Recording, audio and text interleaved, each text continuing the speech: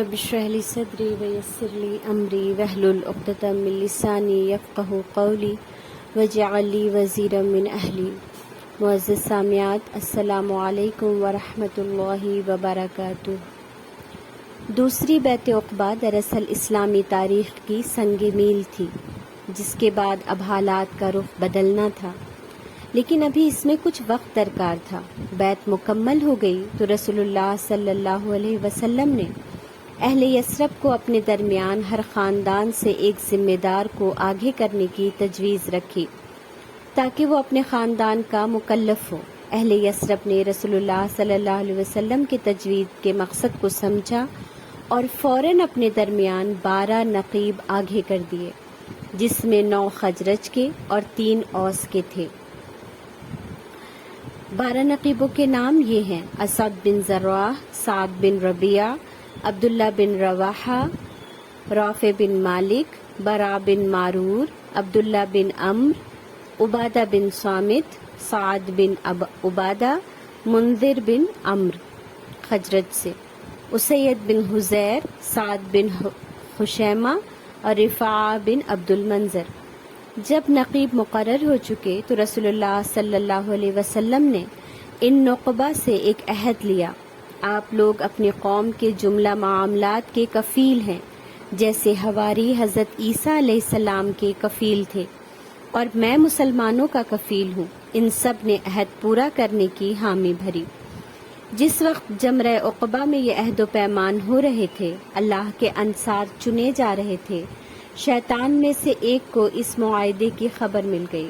اس کے پاس اتنا وقت نہ تھا کہ وہ لوگوں کے دلوں میں وسوسہ ڈال کر یہ بات پھیلاتا، لہٰذا اس نے تیز آواز سے چیخ مار کر اس کی خبر وہاں موجود حجاج کو دی اور اہل مکہ نے اس شدت کی آواز کبھی نہ سنی تھی۔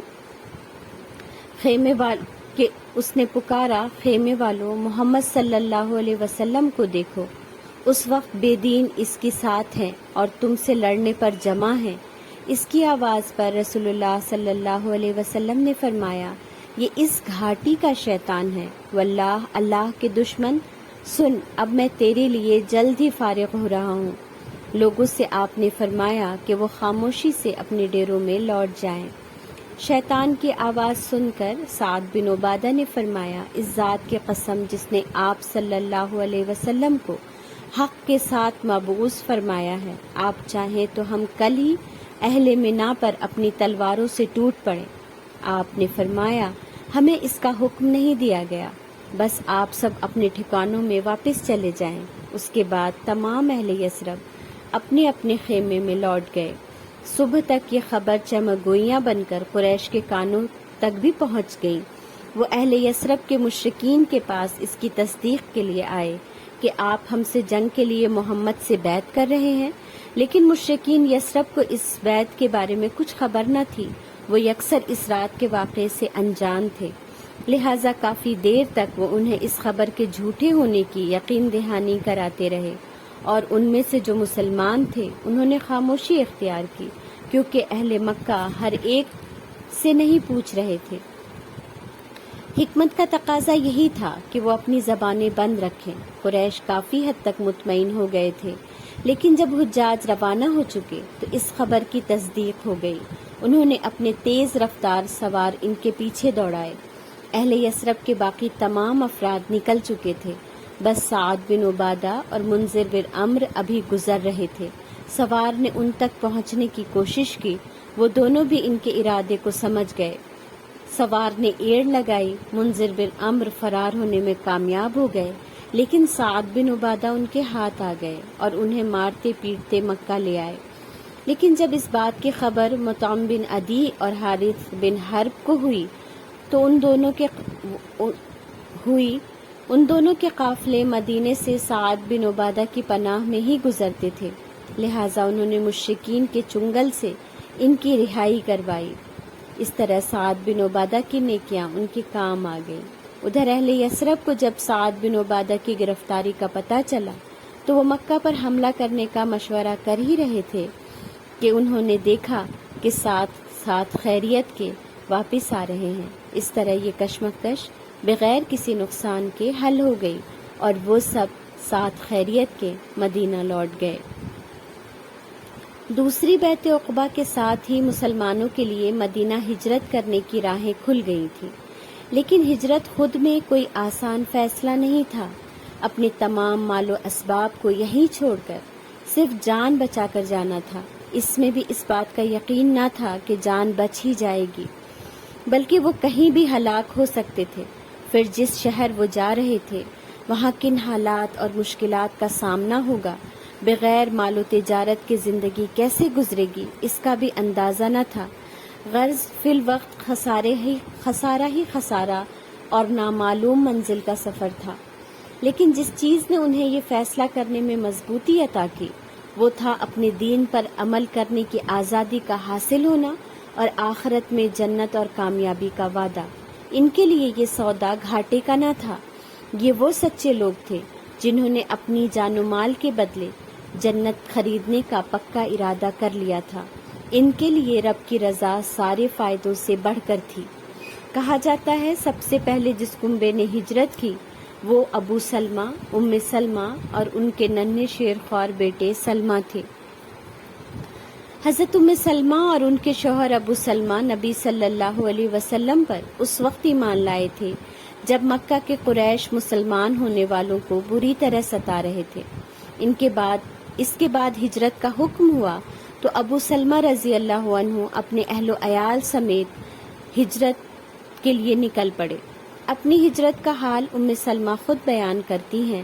اس کے بعد فرماتی ہیں کہ میں نہیں جانتی اہل بیت میں سے کسی نے وہ مصیبتیں اٹھائی ہوں جو اسلام کے خاطر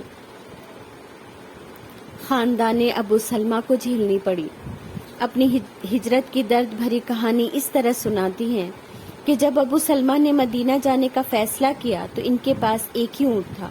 انہوں نے اس پر مجھ کو اور میرے بیٹے سلمہ کو سوار کیا، خود اونٹ کی نکیل پکڑی اور چل کھڑے ہوئے۔ بنو مغیرہ جو میرے میکے والے تھے انہوں نے مجھے دیکھ لیا، وہ دوڑے آئے، ابو سلمہ کا راستہ روک کر بولے ہم اپنی بیٹی کو ایسے خراب حالات میں جانے نہ دیں گے۔ اس کے بعد ابو سلمہ سے نکیل کھینچ لی، مجھے اپنے ساتھ لے چلے۔ اتنے میں بنو عبد الاسد ابو سلمہ کے گھر والے آ پہنچے۔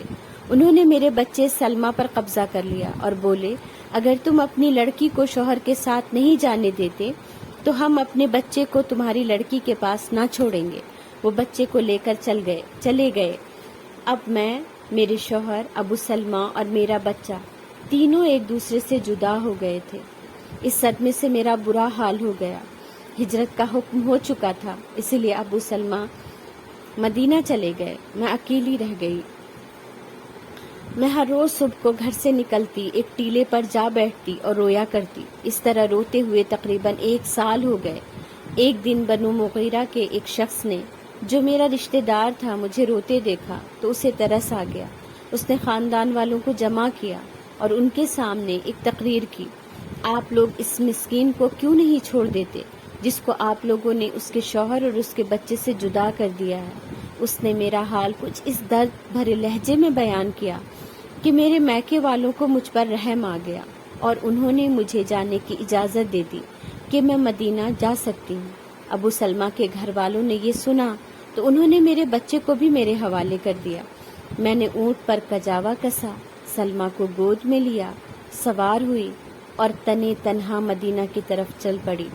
آپ اندازہ لگائیں مدینے کا سفر کوئی عام سفر نہ تھا۔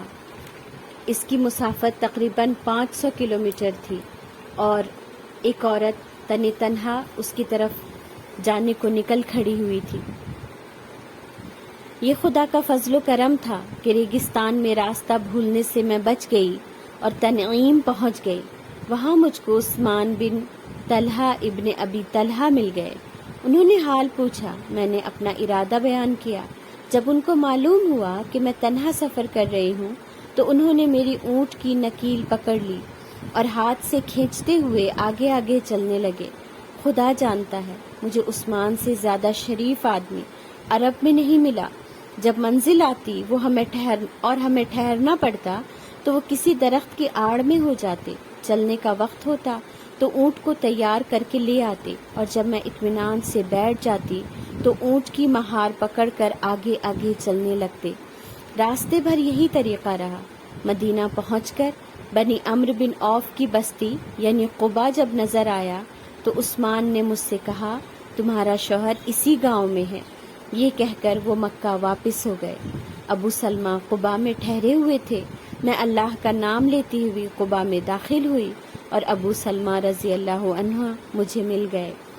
آپ اندازہ لگائیں عثمان بن ابو طلحہ کے اخلاق کا، کردار کا۔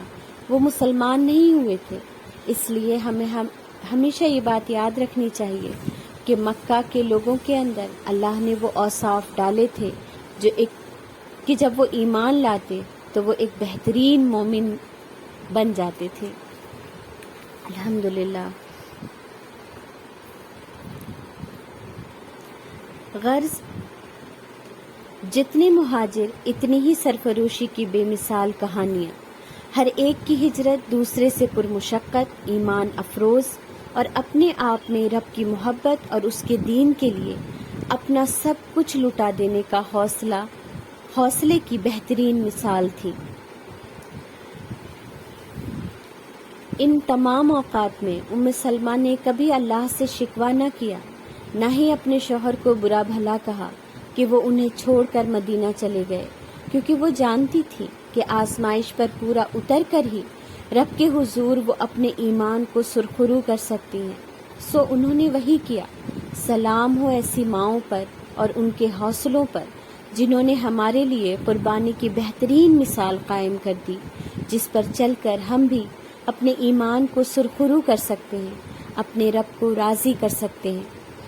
ابو سلمہ کی فیملی کے بعد عامر بن ربیعہ اور ان کی بیوی لیلا اور عبداللہ ابن ام مکتوم نے ہجرت کی۔ اسی میں ایک نام صہیب رومی کا بھی ہے۔ جب انہوں نے ہجرت کا ارادہ کیا تو اپنے ضروری سامان، مال و دولت کو اکٹھا کیا اور مدینہ کی طرف نکل پڑے۔ کفار قریش نے ان کو بھی راستے میں پکڑ لیا۔ انہوں نے کہا تم جب ہمارے شہر آئے تھے محتاج و فقیر تھے، یہاں آ کر ہمارے ذریعے ہی تم نے مال و اسباب کمایا، مالدار ہو گئے، اور اب یہ مال لے کر تم یہاں سے جانا چاہتے ہو؟ بخدا ہم ایسا ہرگز نہ ہونے دیں گے۔ حضرت صہیب رومی رضی اللہ عنہ نے فرمایا اچھا اگر میں یہ مال و دولت تمہیں دے دوں تو کیا تم میری راہ چھوڑ دو گے؟ انہوں نے کہا ہاں۔ حضرت صہیب نے فرمایا اچھا تو پھر ٹھیک ہے، میں نے اپنا مال تمہارے حوالے کیا۔ یہ کہہ کر سارا مال و اسباب وہیں چھوڑ کر اللہ کے بندے خالی ہاتھ مدینہ کی جانب نکل پڑے۔ کفار مکہ کہاں اس بات کی لذت و حلاوت کو سمجھ سکتے تھے کہ جو لذت ایمان کے متوالوں کو نور ایمانی سے حاصل ہو چکی تھی، وہ سب تو اپنے جان و مال، خواہش، آسائش، غرض دنیا کی ہر چیز کے بدلے اپنے رب کی رضا کا سودا کر چکے تھے۔ لہٰذا ان کے لیے یہ سارے فیصلے کوئی مشکل عمل نہ تھا۔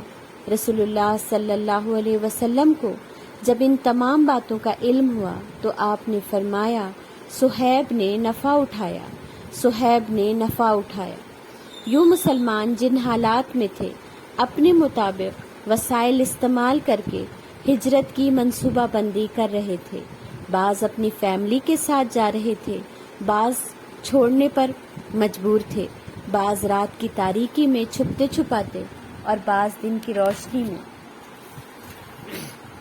غرض ہر ایک اپنی حالت کے مطابق منصوبہ بندی کر رہا تھا۔ وقت کے نبی کو عاجز نہیں کر دیا تھا، نہ ہی انہی پر تکیہ کر کے بیٹھ گئے تھے کہ وہی سب کے لیے راستے نکالیں گے، وہی سب کے جانے کا سامان کریں گے، وہی منصوبہ بندی کریں گے۔ دراصل ایمان اور اللہ کی رضا ان سب کا مسئلہ تھا اور یہ ان سب کو خود حل کرنا تھا۔ یہاں پر بلا شبہ عمر بن خطاب کی ہجرت کا ذکر بھی ضروری ہے کہ ہر ایک مومن چھپتے چھپاتے ہجرت نہیں کر رہے تھے۔ عمر بن خطاب جیسے اسلام کے شیر دل بھی تھے جنہوں نے بے بانگ دہل ہجرت کی اور اپنے ساتھ کئی کمزور مسلمانوں کو لے کر نکلے۔ آج کے لیے بس اتنا ہی۔ سبحانک اللہم و بحمدک، نشہد ان لا الہ الا انت، نستغفرک ونتوب الیک سبحان ربک رب العزۃ عما یصفون وسلام علی المرسلین والحمد للہ رب العالمین آمین. جزاکم اللہ خیر.